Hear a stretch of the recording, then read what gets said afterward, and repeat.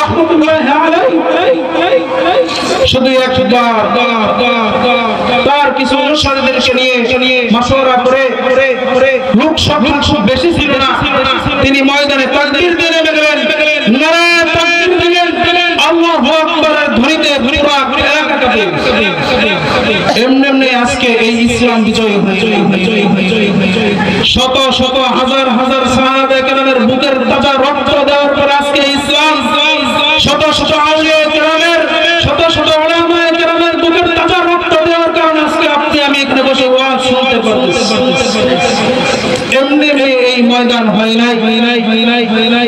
এই জন্য যারা আজকে ঘোরাফেরা করতেছেন, বাহিরে সময় নষ্ট করতেছেন, কালকে সময় পাবেন কিন্তু এই মাহফিল আপনি পাবেন। আচ্ছা, আমি অগ্রিম একটা বার্তা সবাইকে জানিয়ে দিই। আমাকে মোটামুটি সবাই অনেকে চিনেন, আবার অনেকে চিনেন না। আপনাদের আজকের এই মাহফিলের যিনি প্রধান বক্তা, কি ভাই সবাই বলেন, প্রধান মাওলানা মিজানুর রহমান আজহারি কে ছিলেন? হাত তুলেন। ওই ভাই মনে ছিলেন মাওলানা মিজানুর রহমান আজহারি সাহেবকে সবাই চিনেন? বলেন আলহামদুলিল্লাহ। আজকে আপনাদের যে প্রধান বক্তা উনি কিন্তু মিজানুর রহমান আজহারি সাহেবের ছাত্র ভাই। আলহামদুলিল্লাহ বলবেন। ওনার কথার ধরন, ওনার কথার ওনার যে বয়ানের স্টাইল, এটা হুবহু আপনাদের মিজানুর রহমান আজহারি ভাই। বলেন আলহামদুলিল্লাহ। তারপরে মিজানুর রহমান আজহারি সাহেবকে দেখতে না পেলে কি হবে? ওনার ছাত্র ভাইকে পেয়ে গেছে। আলহামদুলিল্লাহ বলবেন। প্রিয় মুহতারাম হাজিরিন, সময় নষ্ট করার কোনো সুযোগ নাই। আপনাদের কাছে আমার প্রশ্ন, আপনারা অনেকে এখানে বসে কথা শুনতেছেন আর অনেকে ঘোরাফেরা করতেছে, আপনাদের থেকে জবাব চাই। এই যে আপনারা এই ময়দানের মধ্যে বসে গেছে, এইটা কার হুকুম, কার রহমত, কার দয়া? আল্লাহ তাআলা যার দিকে রহমতের দৃষ্টিতে তাকাইছেন উনি আজকে এই জান্নাতের বাগানে বসতে পারছেন। যার দিকে রহমতের দৃষ্টিতে তাকান নাই, ওই পায়ের এখনো হেদায়েত হয় নাই, সে এখনো গানের দোকানে বসে আছে, সে এখনো চার আড্ডা দেয়, তার বুকের ভিতর এতটুকু কথা বাজে না। এইখানে তো মাহফিল হচ্ছে, কোরআন হাদিসের আলোকে কথা হবে, আমি ওইখানে যে বসে কিছু কথা শুনি।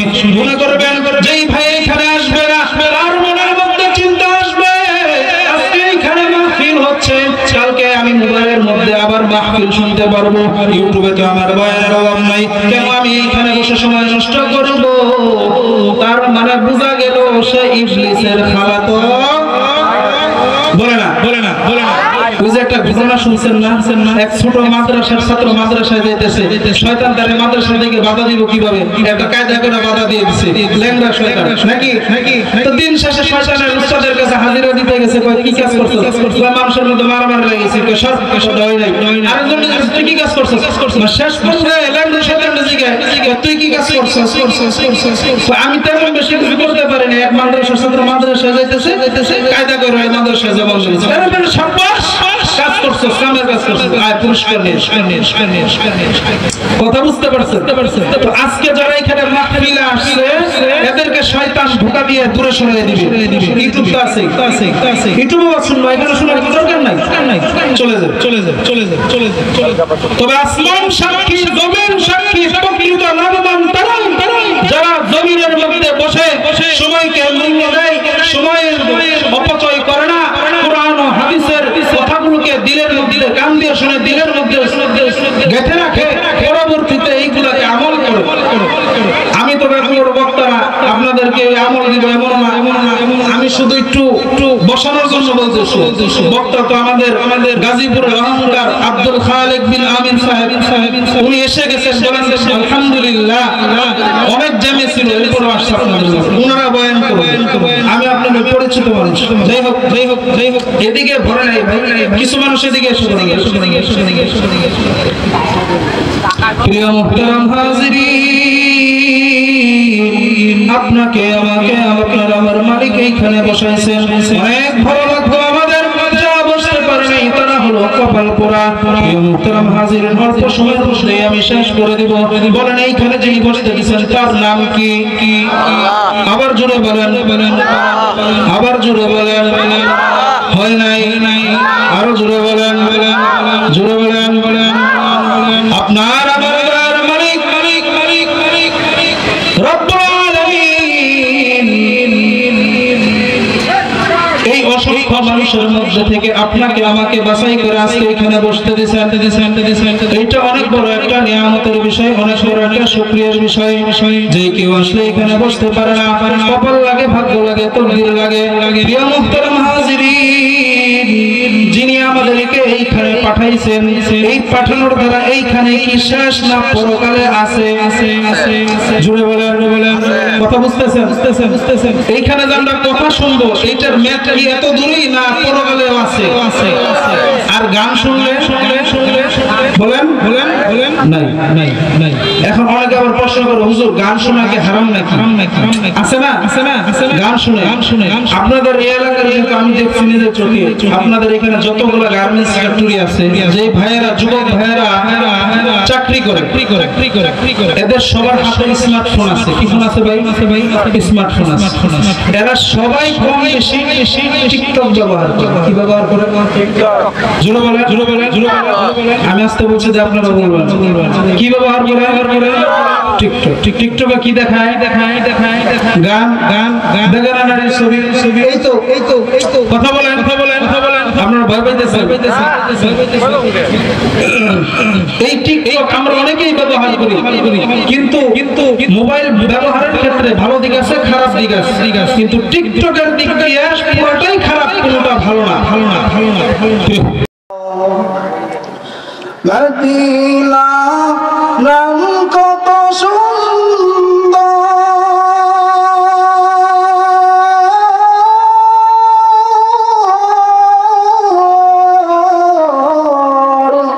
মদিনা কেড়েছে অন্তর।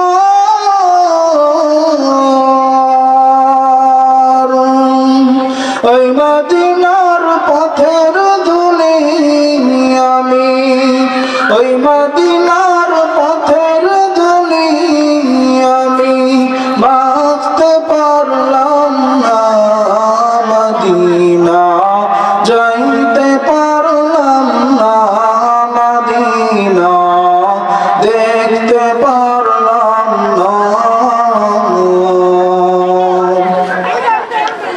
মদিনা নাম কত মধু,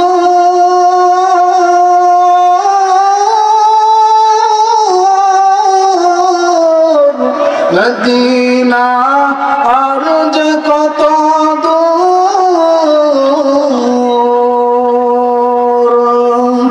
মদিনা নাম কত মধু,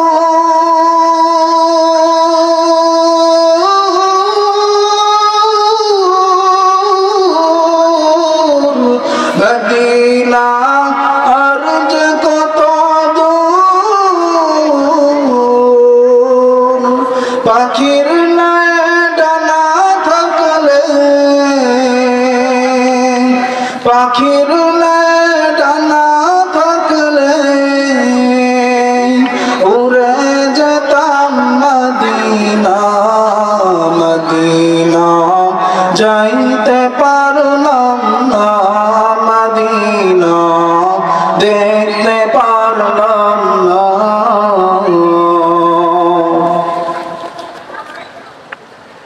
আরো বেরোই প্রবল হাওয়া,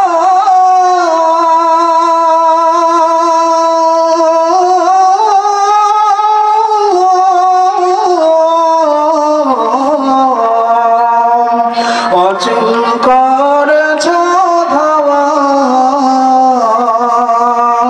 এই গরিবের দুঃখী সালাম, এই গরিবের দুঃখী সালাম পৌঁছে দিও মদিনায়। মদিনা যাইতে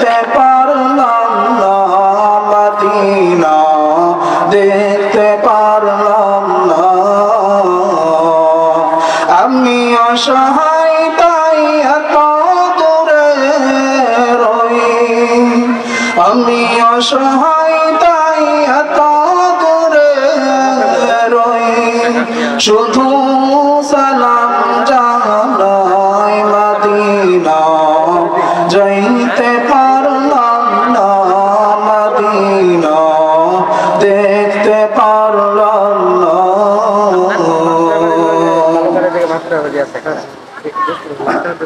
আমরা সকলে মদিনার জন্য দেওয়ানা আছি তো ইনশাআল্লাহ।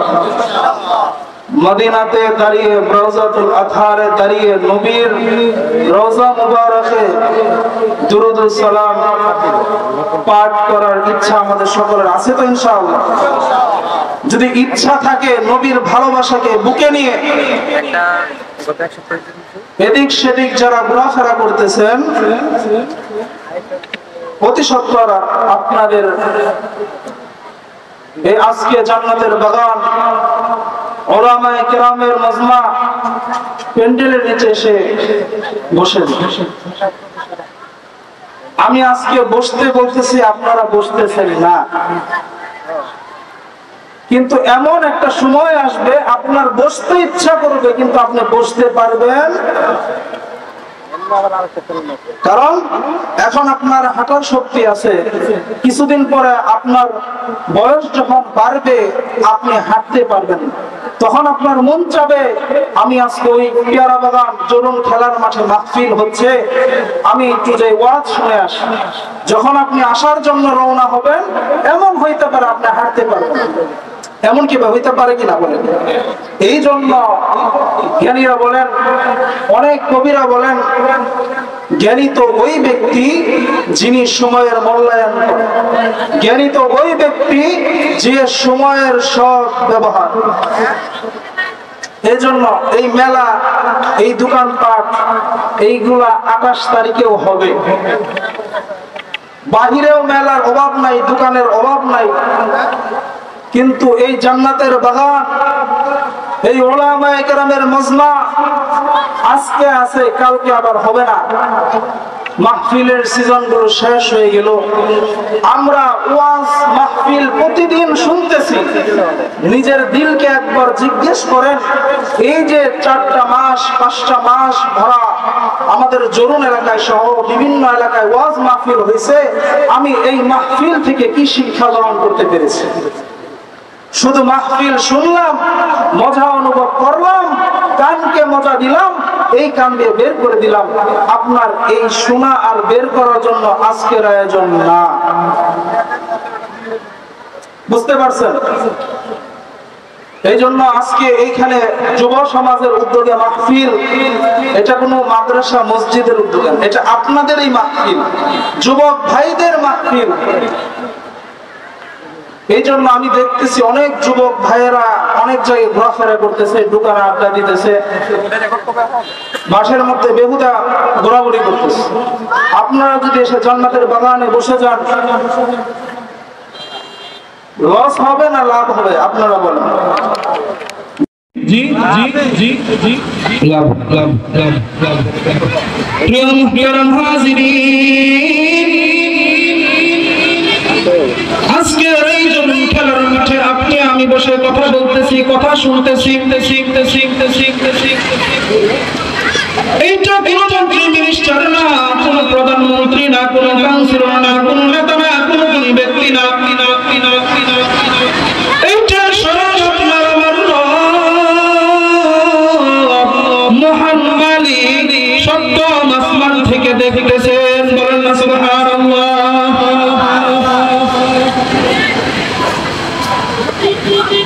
আপনাদের যে মসজিদ আছে আশেপাশে, দেখবেন যখন তাবলীগী কোনো জামাত আসে তখন সেইখানে এশার নামাজের পরে মাগরিবের পরে বয়ান হয়, মানে কারগুজারি হয়, গাস্ত হয়, তো তারা জমে জমে বসে। তখন বাহির থেকে একটা লোক যদি দেখে কিছু মুসল্লি ওখানে বসে আছে, তখন সে নিশ্চয় বুঝতে পারবে এই মসজিদ আজকে তাবলীগ আসছে, তাবলীগ আসছে। আজকে এই জরুন খেলার মাঠে আপনারা বসে আছেন, আমি কথা বলতেছি,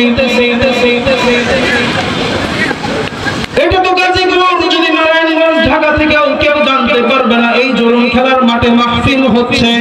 কিন্তু এই জরুন খেলার মাঠ থেকে ঢাকা নয়,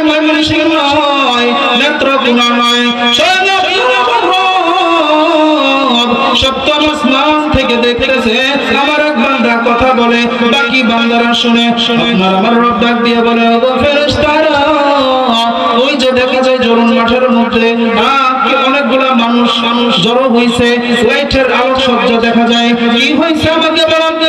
আপনার আমার রব তো আলিমুল গায়ব, আলিমুল গায়ব সত্য হওয়ার পর তার ফেরেশতাদেরকে জিজ্ঞেস করবেন। ফেরেশতারা জবাব দেন, ওগো দয়ার মালিক,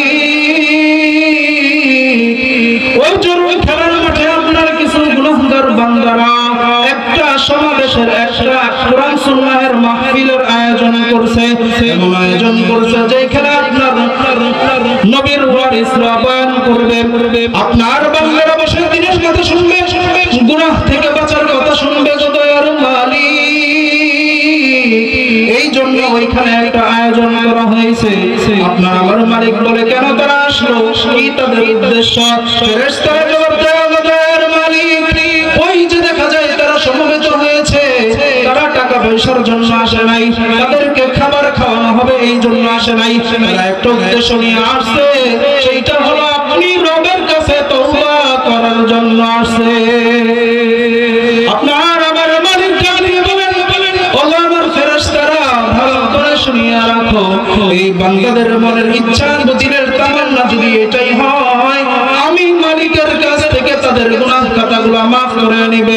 তোমরা ফেরেশতারা সাক্ষী থাকো, আমি এই মাঠের মধ্যে যারা এসেছে, যারা কথা শুনতেছে, যারা তওবা করবে, এই ফোঁটা চোখের পানি ময়দানে ফেলবে, আমি আল্লাহ তাআলা ওই চোখের পানি ময়দানে পড়ার আগে আমি তাদের জিন্দেগীর সমস্ত গুনাহ খাতা maaf করে দিলাম।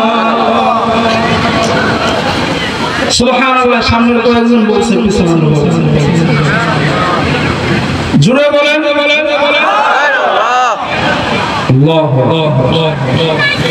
একটা কথা মনে হয়, আমরা মাহফিলের মধ্যে তাকবীর দেই না, তাকবীর, এটা আমরা ময়দানে অনেক সময় দেই নাই। কিছু বান্দা আছে যারা ময়দানে তো তাকবীর দিতই, আজকে তারা জেলখানায়, কারাগারে জেল তাকবীর দেয়, আর আমরা খোলা ময়দানে বসে আছি, আমাদের জবান থেকে আলহামদুলিল্লাহ, সুবহানাল্লাহ, আল্লাহু আকবার বের হয় না। আল্লাহু আকবার, মুমিনের শব্দ হাজির হয়, আল্লাহু আকবার। ইতিহাস খুঁজে দেখেন, তারা মিছিলের মাধ্যমে এই দুনিয়ার জমিনে শান্তি প্রতিষ্ঠা করে নাই, তারা তরবারির ভয় দেখিয়ে, অস্ত্রের ঝনঝনানি দেখিয়ে গৌর গোবিন্দকে বাংলাদেশ থেকে, দেশ থেকে হটাই নাই।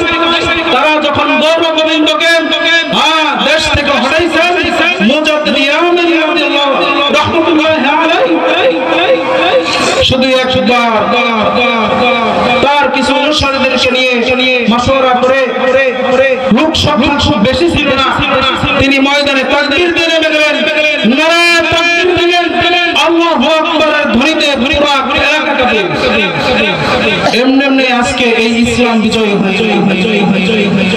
শত শত হাজার হাজার সাহাবায়ে কেরামের বুকের তাজা রক্ত দেওয়ার পর আজকে ইসলাম, শত শত আউলিয়া কেরামের, শত শত উলামায়ে কেরামের বুকের তাজা রক্ত দেওয়ার কারণে আজকে আপনি আমি এখানে বসে ওয়াজ শুনতে পারতেছি। এমনি এই ময়দান হয় নাই। এই জন্য যারা আজকে ঘোরাফেরা করতেছেন, বাহিরে সময় নষ্ট করতেছেন, কালকে সময় পাবেন, কিন্তু এই মাহফিল আপনি পাবেন। আচ্ছা, আমি অগ্রিম একটা বার্তা সবাইকে জানিয়ে দিই। আমাকে মোটামুটি সবাই অনেকে চিনেন, আবার অনেকে চিনেন না। আপনাদের আজকের এই মাহফিলের যিনি প্রধান বক্তা, কি ভাই সবাই বলেন, প্রধান মাওলানা মিজানুর রহমান আজহারীকে কে ছিলেন? ওই ভাই মনে ছিলেন মাওলানা মিজানুর রহমান আজহারী সাহেবকে সবাই চিনেন? বলেন আলহামদুলিল্লাহ। আজকে আপনাদের যে প্রধান বক্তা, উনি কিন্তু মিজানুর রহমান আজহারী সাহেবের ছাত্র ভাই। আলহামদুলিল্লাহ বলবেন। ওনার কথার ধরন, ওনার কথার ওনার যে বয়ানের স্টাইল, এটা হুবহু আপনাদের মিজানুর রহমান আজহারী ভাই। বলেন আলহামদুলিল্লাহ। তারপরে মিজানুর রহমান আজহারি সাহেবকে দেখতে না পেলে কি হবে? ওনার ছাত্র ভাইকে পেয়ে গেছে। আলহামদুলিল্লাহ বলবেন না? প্রিয় মুহতারাম হাজিরিন, সময় নষ্ট করার কোনো সুযোগ নাই। আপনাদের কাছে আমার প্রশ্ন, আপনারা অনেকে এখানে বসে কথা শুনতেছেন আর অনেকে ঘোরাফেরা করতেছে, আপনাদের থেকে জবাব চাই, এই যে আপনারা এই ময়দানের মধ্যে বসে গেছেন, এইটা কার হুকুম, কার রহমত, কার দয়া? আল্লাহ তাআলা যার দিকে রহমতের দৃষ্টিতে তাকাইছেন, উনি আজকে এই জান্নাতের বাগানে বসতে পারছেন। যার দিকে রহমতের দৃষ্টিতে তাকান নাই, ওই পায়ের এখনো হেদায়েত হয় নাই, সে এখনো গানের দোকানে বসে আছে, সে এখনো চার আড্ডা দেয়, তার বুকের ভিতর এতটুকু কথা বাজে না। এইখানে তো মাহফিল হচ্ছে, কোরআন হাদিসের আলোকে কথা হবে, আমি ওইখানে যে বসি কিছু কথা শুনি। মনে করবেন যেই ভাই এখানে আসবে না, আর মনের মধ্যে চিন্তা আসবে আজকে এইখানে মাহফিল হচ্ছে, কালকে আমি মোবাইলের মধ্যে আবার মাহফিল শুনতে পারবো, ইউটিউবে তো আমার বয়ানের অভাব নাই, কেন আমি এইখানে বসে সময় নষ্ট করব? তার মানে বোঝা গেল সে ইবলিসের খালাতো। বলে না, বলে না, বলে না। ওই যে একটা ঘটনা শুনছেন না, এক ছোট মাদ্রাসার ছাত্র মাদ্রাসায় যাইতেছে, শয়তান তারে মাদ্রাসা থেকে বাধা দিব কিভাবে? একটা কায়দা করে বাধা দিয়ে দিচ্ছে, ল্যাংড়া শয়তান নাকি? তো দিন শেষে শয়তানের উস্তাদের কাছে হাজিরা দিতে গেছে, কয় কি কাজ করছো? কয় মানুষের মধ্যে মারামারি লাগিয়েছে, কয় সব কথা হয় নাই। আরেকজন জিজ্ঞাসা, তুই কি কাজ করছো? শেষ পর্যায়ে ল্যাংড়া শয়তানটা জিজ্ঞাসা, তুই কি কাজ করছো? আমি তেমন বেশি কিছু করতে পারিনি, এক মাদ্রাসার ছাত্র মাদ্রাসায় যাইতেছে, কায়দা করে মাদ্রাসায় যাবো, সাব্বাস কাজ করছো, কামের কাজ করছো, আয় পুরস্কার নিয়ে। কথা বুঝতে পারছেন?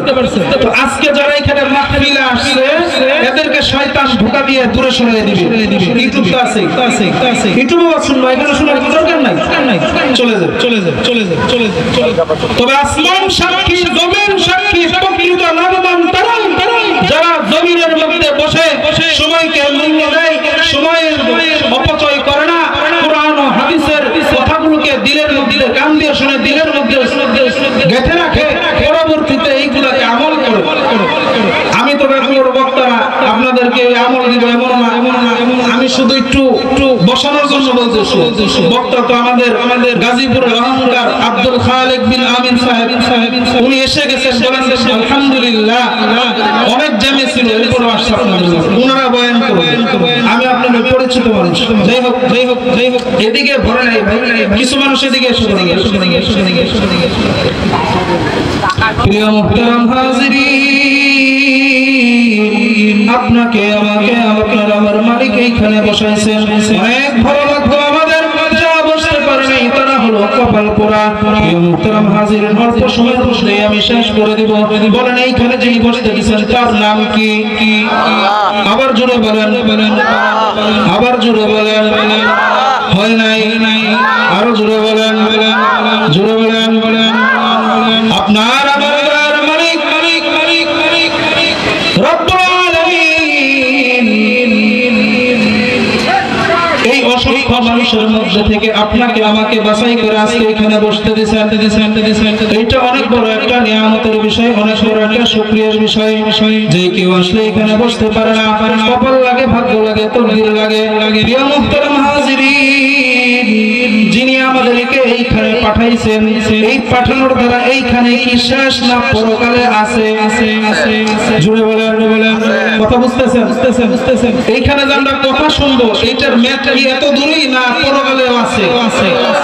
আর গান শুনলে বলেন নাই। এখন অনেকে আবার প্রশ্ন করে, হুজুর গান শোনা কি হারাম নাকি? আছে না?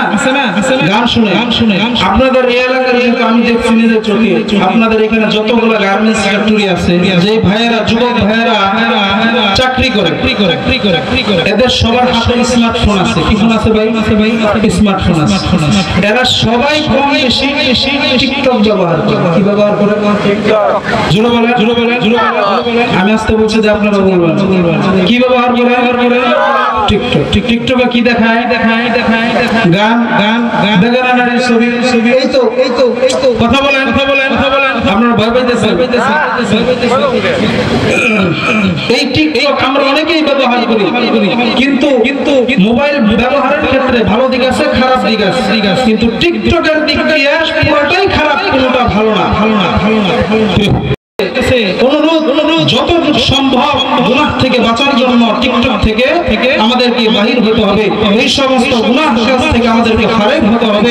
এখন আমরা মাহফিলে আসলাম, কিছু শুনতে পারলাম না, পরকালের জন্য কিছু জমাইতে পারলাম না, এই মাহফিল শোনার দ্বারা আমাদের কোনো ফায়দা নাই। এই জন্য আমরা সকলেই এদেশে যারা ঘোরাফেরা করতেছি বসে যাবো ইনশাআল্লাহ।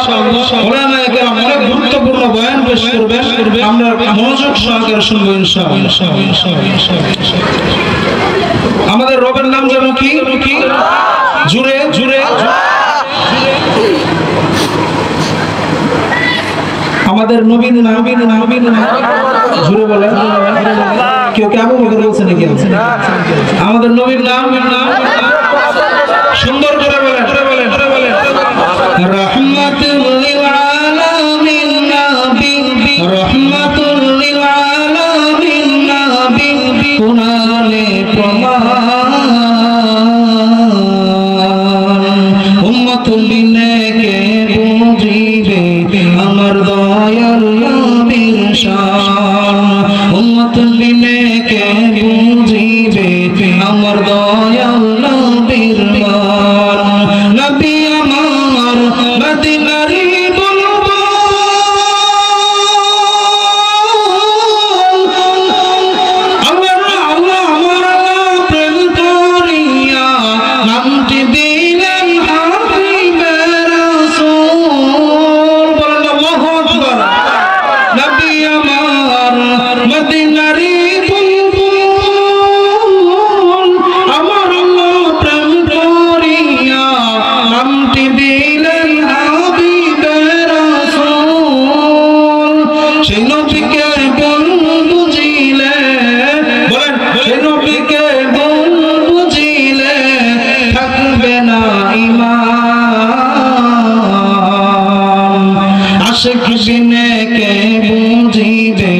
আমার দয়াল নবীর শান, উম্মতুল বিনে কে বুঝিবে আমার দয়াল নবীর মান। আল্লাহু আকবার।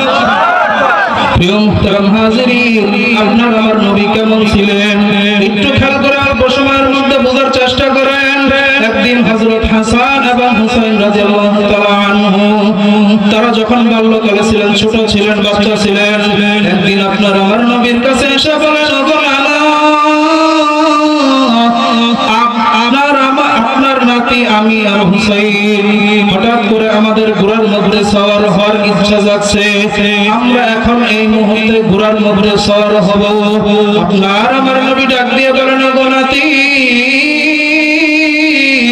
এই মুহূর্তে আমি এখন ঘোড়া কোথা থেকে পাবো?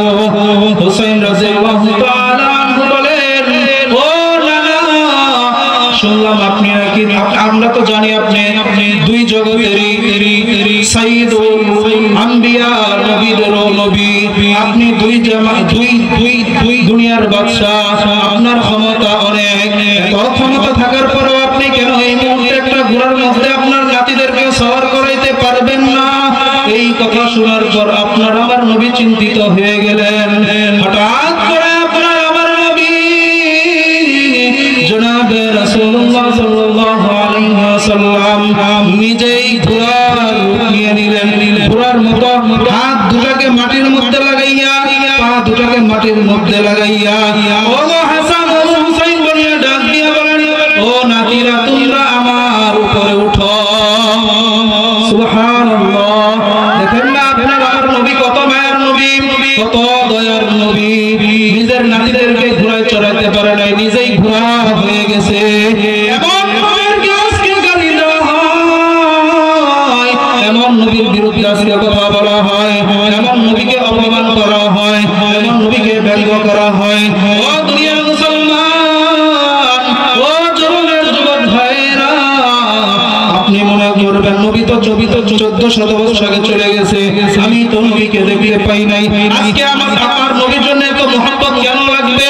ও যুবক ভাই, মহব্বত যদি তোমার নাই লাগে, একটু ভালো করে বোঝার চেষ্টা করো।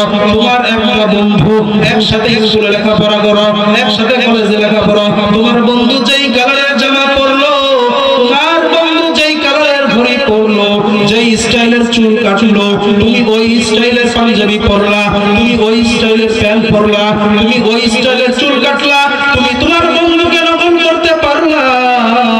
ও হতভাগা যুবক ভাই, তুমি তোমার নবীকে, আদর্শ নবীকে নকল করতে পারলা না। প্রিয় মুহতারাম হাজিরিন, এখন আপনারা বলবেন হুজুর, আপনার নবীকে, আমাদের নবীকে আমরা কিভাবে নকল করব? আমাদের নবীকে তো আমরা দেখি নাই। প্রিয় মুহতারাম হাজিরিন, আপনার আমার নবী কেমন ছিলেন তা সাহাবায়ে কেরাম রাদিয়াল্লাহু তাআলা আনহু তারপরের জামানাদেরকে বুঝিয়ে গেছেন। আমার নবী কেমন ছিলেন? সাহাবা আজমাইন যখন এইভাবে আস্তে আস্তে আজকের এই 1400 বছর পরে যখন আসলো, এইভাবে আমাদের রাহবার হলো উলামায়ে কেরাম। আমাদের রাহবার উলামায়ে কেরাম। এই নবীর মর্যাদা কত আমাদের উলামায়ে কেরাম বুঝায়। কুলাবাড়ি উলামা পরিষদের মাহফিলে বোঝানো হয়, চরম কেন্দ্রীয় মসজিদের মাহফিলে বোঝানো হয়, মারকাজে তালিমুস সুন্নাহ মাদ্রাসার মাহফিলে বোঝানো হয়। কিন্তু আমাদের কপাল তো পোড়া, আমরা আমাদের নবীকে চিনতে পারি নাই।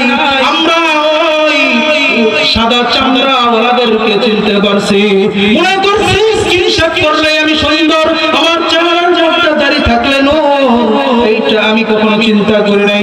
আমি চিন্তা করছি আমি যদি চুলগুলাকে একটু বড় বড় কইরা বাদরের লেজের মতো ঝুলায় রাখি, এইটাই আমার জন্য মডার্ন। আমি যদি সিরা প্যান্ট পরি, টাকনুর নিচে কাপড় পরি, এইটাই আমার জন্য মডার্ন, এইটাই আমার জন্য ফ্যাশন। কিন্তু না না, ইতিহাস বলে না রে যুবক, তোমার জন্য সিরা প্যান্ট পরা, ফুল প্যান্ট পরা, হাফ প্যান্ট পরা, এইটা তোমার জন্য ফ্যাশন না, এইটা তোমার জন্য মডার্ন না। তোমার জন্য মডার্ন হলো, তোমার জন্য ফ্যাশন হলো 1400 বছর আগে রেখে যাওয়া আপনার আমার নবীর সুন্নাহ। এখন আপনাদের কাছে আমার প্রশ্ন, যারা সুন্নতি লেবাস ধারণ করে এদের সম্মান কম না বেশি? জোরে বলেন, বেশি। তো যারা সিরা প্যান্ট পরে এদেরকে মানুষ ভালো নজরে দেখে না খারাপ নজরে? জি, খারাপ নজরে। এখন আপনারা কি ভালো হতে চান নাকি অন্য নজরে দেখবো ওইটা হতে চান? জি, এখন থেকে আমরা সুন্নতের পাবন্দি করবো তো ইনশাআল্লাহ। জোরে বলেন। প্রিয় মুহতারাম হাজিরিন, ভালো করে বোঝার চেষ্টা করেন আপনার আমার নবীর বরকত কেমন, আপনার আমার মুজিজা আমার আল্লাহ কতটুকু দিয়েছিলেন, আপনার আমার নবীর ক্ষমতা কেমন। আল্লাহ তাআলা বলেন নবী কাল কিয়ামতের ময়দানে আপনি রাহমাতুল লিল আলামিন যতক্ষণ পর্যন্ত আপনার উম্মতে মুহাম্মাদীকে নিয়ে জান্নাতে প্রবেশ না করবেন গো নবী, ততক্ষণ পর্যন্ত অন্য কোন নবীর উম্মত জান্নাতে প্রবেশ করতে পারবে না। আপনি সর্বপ্রথম আপনার গরিব উম্মতদেরকে নিয়ে জান্নাতে প্রবেশ করবে। প্রিয় মুহতারাম হাজিরিন, এখন কথা হলো আমরা সকলে গান শুনি, অনেকে গান দেখি, সময় নষ্ট করি, গেম খেলি, ফ্রি ফায়ার খেলি। এখন আমাদের যুবকদের জন্য বোঝার বিষয় হলো, আপনি প্রশ্ন করতে পারেন হুজুর এখন আমার সময়কে কিভাবে আমি কাটাবো? হযরত হাকিম আখতার রাহমাতুল্লাহি আলাইহি বলেন, ওগো আমার শাগরেদরা, আমি যখন রাত্রিবেলা যখন হাকিম আখতার রাহমাতুল্লাহি আলাইহি ঘুমাইতেন, তার শাগরেদরা যখন তাকে ঘুমের বিছানার মধ্যে দিয়ে চলে আসতেন, কিন্তু দেখা যায় মাঝে মধ্যে তার চোখটা কালো হয়ে গেছে। চোখ কালো হয় এই কারণে যে যদি কোনো মানুষ বেশি দিন জাগ্রত থাকে না, ঘুম কম হয়, তাহলে তার চোখের মধ্যে কালো দাগ পড়ে যায়। হাকিম আখতার রাহমাতুল্লাহি আলাইহি জিজ্ঞেস করলেন, ও শায়েখ, আপনার চোখের নিচে কেন কালো দাগ পড়ে গেল? আপনি কি রাতে ঘুমান না? হাকিম আখতার রাহমাতুল্লাহি আলাইহি তার শাগরেদদেরকে উত্তর দিলেন, ঘুমানোর জন্য পরকাল আছে, ঘুমানোর জন্য আমার কবর আছে। আমার দয়ার মালিক আমাকে দুনিয়াতে ঘুমানোর জন্য পাঠাই নাই, আমাকে ইবাদত করার জন্য পাঠাইছেন। হযরত হাকিম আখতার রাহমাতুল্লাহি আলাইহি যখন রাত্রিবেলা ঘুমাইতেন, একটা কাগজের মধ্যে লিখে ঘুমাইতেন, আমি যদি আজকে এই ঘুমের মধ্যে মারা যাই তাহলে আল্লাহ আপনি আমাকে মাফ করে দিয়েন। এইভাবে আমাদের আকাবিররা রাত্রিবেলা ঘুমানোর সময় বিছানার নিচে বালিশের নিচে একটা কাগজে এই কথাটা লেখা ঘুমাইতেন। কিন্তু আজকে আপনি আমি এমন কপাল পোড়া যুবক, রাত্রিবেলা গেম ফ্রি ফায়ার না খেললে ঘুম হয় না, রাত্রিবেলা গান না শুনলে ঘুম হয় না রে মুসলমান, রাত্রিবেলা ইউটিউবে সিনেমা নাটক না দেখলে ঘুম হয় না। প্রিয় মুহতারাম হাজিরিন, আপনার আমার নবী আমাদেরকে কত মূল্যায়ন করেন। কাল কিয়ামতের ময়দানে যখন সমস্ত মানুষ ইয়া নাফসি ইয়া নাফসি করবে, কারো পরনে কোনো কাপড় থাকবে না, সমস্ত উম্মতেরা ঘোরাঘুরি করতে থাকবে, বাবা আদমের কাছে যাবে। বাবা আদম বলবে না না আমি আজকে কিছু করতে পারবো না, ইয়া নাফসি ইয়া নাফসি। সমস্ত উম্মতরা মিলে সমস্ত মানুষরা মিলে ইব্রাহিম আলাইহিস সালাতু ওয়াস সালামের কাছে যাবে। ইব্রাহিম আলাইহিস সালাতু ওয়াস সালাম ডাকতে বলবেন না আজকে আমার কিছু করার ক্ষমতা নাই, ইয়া নাফসি ইয়া নাফসি। দূরে দূরে থাকবেন আপনার আমার মায়ের নবী জনাবে রাহমাতুল লিল আলামিন সাইয়্যিদুল আম্বিয়া। সবাই যখন তার কাছে যাবে, কে বলবে বাবা আদমের কাছে গেলাম লাভ হইল না, বাবা ইব্রাহিমের কাছে গেলাম লাভ হইল না, অনেক নবীর কাছে গেলাম লাভ হইল না। গো নবী, আমরা তো আপনার উম্মত, আপনিও কি বাবা আদমের মতো মুখ ফিরিয়ে নেবেন? তখন লক্ষ্য করে দেখা যাবে আপনার আমার নবীর পুরো শরীরের মধ্যে দাগ লাগানো, কাদা লাগানো। মানুষ প্রশ্ন করবে এই কিয়ামতের ময়দানে সবাই উলঙ্গ অবস্থায় আছে, গো নবী আপনার শরীরে কিসের পোশাক? আপনার আমার নবী ডাক দিয়ে বলবে কাল দুনিয়াতে যখন তোমরা পাপাচারে লিপ্ত ছিলা, তোমরা যখন গুনাহ করতা, আমার আল্লাহকে নারাজ করে যখন গান বাদ্য বাজাইতা, যখন দাড়ির মধ্যে ফুল লাগাইতা, আমার নবীকে গালি দিত, তোমরা কিছু বলতা না, তখন আমি নবীর রওজায় ঘরে শুয়ে শুয়ে কান্না করতাম। আর আমি নবীর কান্না করতে করতে কবরের অবস্থা এমন হয়ে গেছে, আমার রওজায় ঘরের মাটি আমার চোখের পানি দিয়া কাদা হয়ে গেছে। সেই কাদা আজকে আমি নবী কিয়ামতের ময়দানে নিয়ে উঠছি। আপনার আমার মালিক ডাক দিয়ে বলবেন ওগো নবীজি আপনি দুনিয়ার মধ্যে অনেক কষ্ট করেছেন, আজকে আমি আপনাকে কোনো কষ্ট দিব না। নবী আপনি যাকে ইচ্ছা সুপারিশ করে জান্নাতুল ফেরদাউসে নিয়ে যান। সুবহানাল্লাহ। অন্য কোন উম্মত আমাদের আগে অন্য কোন উম্মত জান্নাতে প্রবেশ, এখন কথা হলো জান্নাত যে আমাদেরকে দিবে আমাদের জন্য সবচেয়ে বড় নিয়ামত, সবচেয়ে বড় পুরস্কার, এটা জানার দরকার আছে না নাই ভাই? সবাই বলে আছে আছে। আপনার আমার নবী মায়ের নবী একদিন মসজিদে নববীতে বসে আছেন, সাহাবায়ে কেরাম জিজ্ঞেস করলেন ওগো নবী কাল যখন আমাদেরকে জান্নাতে দেওয়া হবে, আমাদের জন্য জান্নাতের মধ্যে সবচেয়ে বড় পুরস্কার কি হবে? আপনার আমার মায়ের নবী ডাক দিয়ে সাহাবায়ে কেরামকে বললেন ওগো আমার সাহাবায়ে কেরাম ভালো করে শুনিয়ে রাখো, কাল কিয়ামতের ময়দানে যখন আপনার তোমার আমার মালিক জান্নাতটা ডান হাতে দিবে, জান্নাতের মধ্যে যখন সবাই খুশি হবে, জান্নাতের মধ্যে যখন সবাই অনন্ত নিয়ামতের মধ্যে ডুবে থাকবে, আপনার আমার মালিক এসে বলবে গায়েবী আওয়াজ দিয়ে বলবে ওগো জান্নাতবাসী সবাই একত্রিত হও, আজকে তোমাদের জন্য আমার আমি রবের পক্ষ থেকে পুরস্কার আছে। সমস্ত জান্নাতবাসী অবাক হয়ে বলবে না জানি কি পুরস্কার আজকে আমাদেরকে দিবে। তখন আল্লাহ তাআলা ডাক দিয়ে বলবে ওগো আমার বান্দারা ভালো করে শুনো, ওই যে আমার নবী দাউদ আলাইহিস সালাতু ওয়াস সালাম তার কিতাব পড়ে শোনাচ্ছে, এমন সুন্দর করে কিতাব দাউদ আলাইহিস সালাম পড়বে, জান্নাতের মধ্যে যত জান্নাতবাসী থাকবে সবাই মাতাল হয়ে যাবে, সবাই তার শুনতে থাকবে, তার কিতাবের তেলাওয়াত শুনতে থাকবে। এক পর্যায়ে দাউদ আলাইহিস সালাতু ওয়াস সালামের তেলাওয়াত শেষ হয়ে যাবে, মানুষ এক জান্নাতি একে অপরকে বলতে থাকবে এত মজার কিতাব না জানি কোন নবী পড়লো। আপনার আমার রব ডাক দিয়ে বলে দিলেন তোমাদেরকে এখন দাউদ আলাইহিস সালাতু ওয়াস সালামের কণ্ঠে তার প্রেরিত কিতাব শোনানো হবে। এরপর আপনার আমার রব ডাক দিয়ে বললেন ওগো জান্নাতবাসী এর থেকে মধুর তেলাওয়াত শুনবে নাকি? এর থেকে থেকেও মধুর কথা শুনবে নাকি? জান্নাতবাসীরা একে অপরকে প্রশ্ন করবে, এর থেকেও মধুর কি তেলাওয়াত হইতে পারে নাকি? এই কথা যখন বলবে, আপনার আমার মায়ের নবী পবিত্র কুরআনুল কারীম থেকে তেলাওয়াত করবে, ইয়াসিন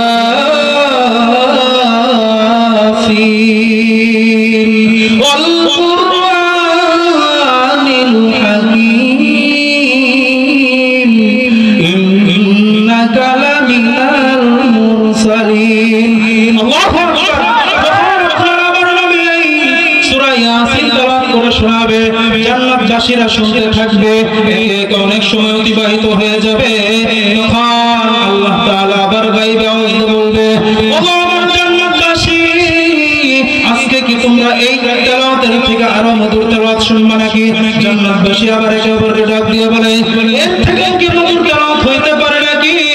এর থেকে মধুর তেলাওয়াত হইতে পারে না। না জানি এর মধুর তেলাওয়াত কত সুন্দর লাগতে পারে। আপনার আবার আল্লাহ তাআলা ডাক দিয়ে বলেন, ওগো আমার জান্নাতবাসী, তোমরা তো দুনিয়াতে আব্দুর রহমানের সুদাইসের তেলাওয়াত শুনছো, বড় বড় কারি সাহেবদের তেলাওয়াত শুনছো, তাদের কণ্ঠ যদি এত মজা হয়, আমি আল্লাহ তাআলা যাদেরকে কণ্ঠ দান করলাম 100 না 200 না 1000 না 2000 নয়, লক্ষ লক্ষ কোটি কোটি মানুষদেরকে আমি আল্লাহ তাআলা মায়াবী সুরের কণ্ঠ তাদেরকে দান করেছিলাম দুনিয়ার জমিনে। আমি আমার নবীকে কণ্ঠ দান করেছি, আমি দাউদ আলাইহিস সালামকে কণ্ঠ দান করেছি। আজকে আমি আল্লাহ তাআলা নিজের কণ্ঠে সূরা রহমান পড়ে শোনাবো। এখন কথা হলো দুনিয়ার সুরটা কেমন, একটা ঘটনা আপনাদেরকে বলি। হ্যাঁ, একবার আমেরিকার মধ্যে বড় বড় নেতা যারা আছে, লিডার যারা আছে, এরা একটা অনুষ্ঠানের আয়োজন করছে, একটা সাংস্কৃতিক অনুষ্ঠান আয়োজন করছে। এই অনুষ্ঠানের মধ্যে বিভিন্ন ধর্মের মানুষ আসে, যার যার ধর্মের কিতাবকে পড়ে শোনাবে। তো বাবেল কিতাব নিয়ে আসছে, বাবেল কিতাব পড়াইলো, সবাই খুব খুশি, বাহ বাহ কত সুন্দর করে পড়া শোনাইলো। এরপর আরেকজন ইনজিল কিতাব নিয়ে আসছে, পড়ে শোনাইলো, সবাই কি সুন্দর কণ্ঠে তেলাওয়াত করলো, এত সুন্দর কণ্ঠ, সবাই অবাক। এখন হঠাৎ করে এখন আমাদের মুসলিমদের পক্ষ থেকে ভার করেছিল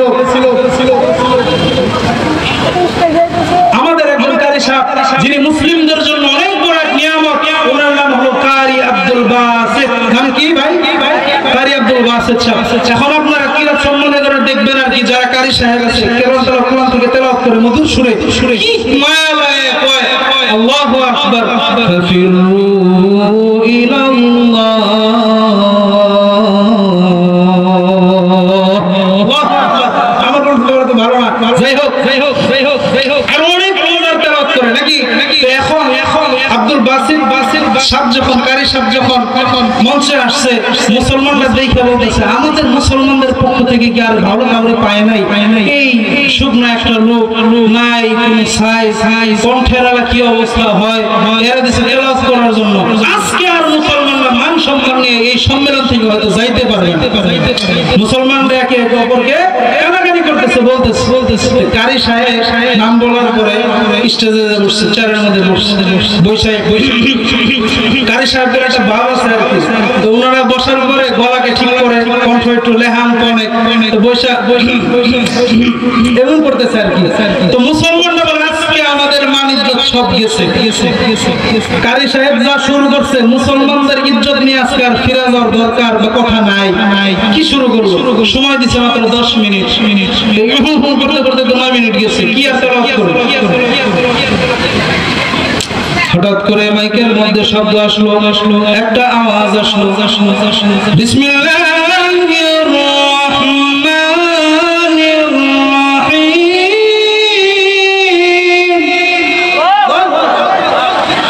যখন তেলাওয়াত শুরু, কারি আব্দুল বাসিত সাহেব শুরু করলেন, হঠাৎ করে যে নাম্বার দিত, কলম যেভাবে ধরে রাখছে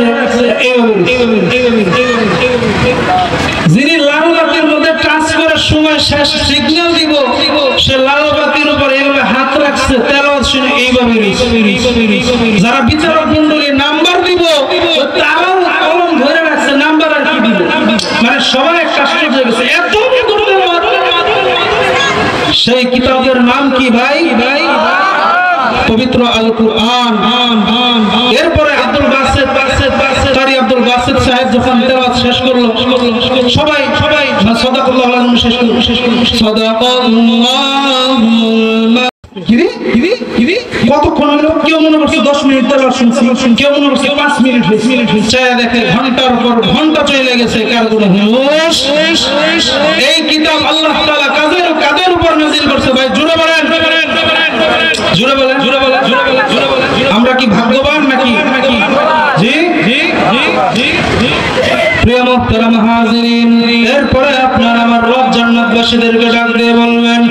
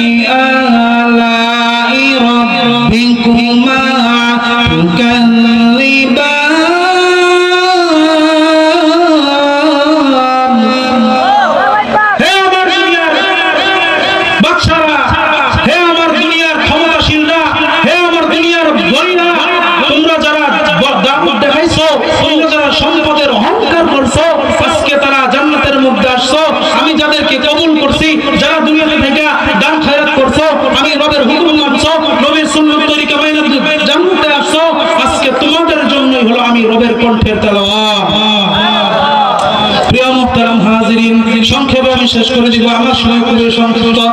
যাই হোক, একটা কথা না বললে নয়, আমরা তো সাধারণ পাবলিক। এখন আমাদের মনে হতে পারে হুজুর আমরা তো অনেক গুনাহ করে ফেলছি, আমাদের জিন্দেগিটাই তো গুনাহ খাতা করতে করতে ভরা, এখন আমরা মাপ পাবো কিভাবে? কিন্তু আপনার আমার রব ডাক দিয়ে বলেন, ওরে বান্দা, না না না, তুই ভয় পাস না, তুই চিন্তা করিস না। তুই বান্দা যদি সমুদ্রের খারাপ পরিমাণ গুনাহ করে ফেলো, আমি রহমান, আমি রহিম, আমার রহমান রহিম নামের উসিলা করে তোমার সমস্ত গুনাহ খাতা মাফ করে দিব। এখন কথা হলো, আমরা তওবা করব কিভাবে, মাপ চাবো কিভাবে? জানা দরকার আছে না নাই ভাই? সবাই বলেন। আচ্ছা, আমি বুঝলাম না, ইতিপূর্বে তো আমাদের জন্য এই মাঠে মাহফিল হয়েছে, মাগরিবের পর পুরো আমার ঘুরে গেছে, আজকে আমাদের কি হইল? নাকি আমাদের সবার হেদায়েত হয়ে গেছে? ওয়াজ শোনার দরকার? বুঝলাম না। এই জন্য আমাদের এখন আমন্ত্রিত ওলামায়ে কেরাম, আমাদের আজকের বিশেষ মেহমান জনাব হযরত মাওলানা আব্দুল খালিক বিন আমিন সাহেব কিছুক্ষণের মধ্যে স্টেজে উপস্থিত হবেন, আপনাদেরকে অমূল্য বয়ান শোনাবেন। এই জন্য আপনারা যারা এখন এদিক সেদিক ঘোরাফেরা করতেছেন, অতি তাড়াতাড়ি স্টেজের মধ্যে এসে পড়েন, প্যান্ডেলের নিচে ইনশাআল্লাহ বসে পড়েন। আমাদের উলামায়ে কেরাম গুরুত্বপূর্ণ বয়ান পেশ করবেন ইনশাআল্লাহ। একটা কথা বলে আমি শেষ করে দিব। এখন আপনারা আমার প্রশ্ন থাকতে পারে, হুজুর আমি মাফ চাবো কিভাবে? এই জন্য আমি বলে দেই। প্রিয় মুহতারাম হাজিরিন, আপনার আমার দয়ার নবী ডাক দিয়ে বলেন, শুধু আপনার আমার নবী না, বড় বড় কাবির যারা আছেন এরাও বলেন, বর্তমানে আমাদের উলামায়ে কেরামরাও বলেন, আমাদের হাজারের মুরব্বি, আমাদের মুরব্বি যিনি ছিলেন, আল্লাহ তাআলা তার জান্নাতকে কবরের বাগিচা, ফুলের বাগিচা বানিয়ে দিক, জান্নাতুল ফেরদৌস বানিয়ে দিক। আমাদের মুরব্বি আহমদ শফি রাহমাতুল্লাহি আলাইহি, সকলে বলেন আল্লাহ তাআলা তার জান্নাতকে জান্নাতুল ফেরদৌসের সাথে যোগাযোগ করে আমিন। আমাদের মুরব্বিরা বলেছেন, যখন শেষ রাত্র হয়, আপনার আমার রব প্রথম আসমানে চলে এসে বলে, ও দুনিয়ার ক্ষমতাশীলরা, ও দুনিয়ার অভাবীরা, ও দুনিয়ার ঋণগ্রস্তরা, তোমরা যাদের টাকা পয়সা লাগবে, যারা নিজেদের গুনাহ খাতাগুলোকে মাফ করাইতে চাও, যাদের ঘরের ভিতরে অশান্তি আছে, তারা কারা আছে? যাদের ঋণের জন্য মানুষের সামনে মুখ দেখাইতে পারো না, যাদের ঋণের মধ্যে বরকত নাই, আজকে আমি রব এই প্রতিদিন এই আসমানে আসি, চাও আমার কাছে চাও। ও মুসলমান ভাইয়েরা আমার, শুনেন, যখন দুনিয়ার সমস্ত মানুষ ঘুমিয়ে যায়, অন্ধকারের মধ্যে যখন আরামের বিছানার মধ্যে শুয়ে পড়ে, ফ্যানটা ছাইরা কম্বলের নিচে ভালো করে মুড়ি দিয়ে শুয়ে পড়ে আরামের ঘুম ঘুমিয়ে যায়, তখন যদি আপনি আমি গুনাহগার বান্দা দরজাটা লাগাইয়া সাদের বিছানাকে সারিয়া যদি জায়নামাজের মধ্যে বসিয়া 2 রাকাত নামাজ আদায় করিয়া 2 ফোঁটা চোখের পানি ফেলিয়া করে বলতে পারি, ওগো দয়ার মালিক,